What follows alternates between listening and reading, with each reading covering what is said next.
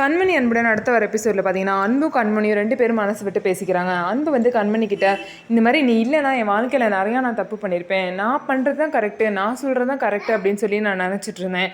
ஆனால் நீ வந்து நிறையா விஷயத்தில் என்கிட்ட சொல்லும் போது தான் எனக்கே தெரிஞ்சிருக்கு, நீ வாழ்க்கையில் எல்லாத்தையுமே பாசிட்டிவாக பார்க்குற கம்மி, நீ எதுவுமே நெகட்டிவாக பார்க்கல. அதனால தான் நீ நினைக்கிறது எல்லாமே நல்லா இருக்குது, உன் வாழ்க்கையும் நல்லா போயிட்டுருக்கு. ஸோ அந்த மாதிரி தான் நீ இப்போ என்னையும் மாற்றிருக்க, ரொம்ப தேங்க்ஸ் அப்படிலாம் சொல்கிறாங்க. இல்லைங்க அதெல்லாம் ஒன்றும் இல்லை அப்படின்னு சொல்லிட்டு கண்மணியும் சொல்கிறாங்க. இன்னொரு சைடு பார்த்தீங்க அப்படின்னா அவங்க தம்பிக்கு வந்து கல்யாண ஏற்பாடு நடக்க போகுது. அது மட்டும் இல்லாமல் அவங்க அப்பா ராஜசேகர் வீட்டுக்கு வந்துட்டாங்க. ஸோ அன்போட அப்பா ராஜசேகர் பார்த்தீங்கன்னா சும்மாவே இருக்க மாட்டாங்க. ஸோ எப்படியாவது அவர் அந்த பதவியை அடையணும் அப்படின்னு சொல்லிட்டு அவங்க அம்மா கூட சேர்ந்து பிளான் பண்ணி ஏதாவது ஒரு வேலையை பண்ணிட்டு தான் இருப்பாங்க.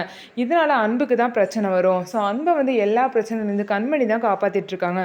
இப்போ வரைக்கும் கண்மணிக்கு அன்போட அப்பா தான் இதுக்கெல்லாம் காரணம்னு நினச்சிட்டு இருக்காங்க. ஆனால் அதுக்கு பின்னாடி வந்து அன்போட பாட்டியும் இருக்காங்க அப்படின்னு தெரிஞ்சால் என்னெல்லாம் ஆக போகுது அப்படிங்கிறத நம்ம வெயிட் பண்ணி பார்க்கலாம். நம்ம வீடியோ உங்களுக்கு பிடிச்சிருந்தா நம்ம வீடியோவை லைக் பண்ணிக்கோங்க. மறக்காமல் நம்மளோட சேனலை சப்ஸ்கிரைப் அண்ட் ஹைப் பண்ணிவிட்டு பாருங்கள்.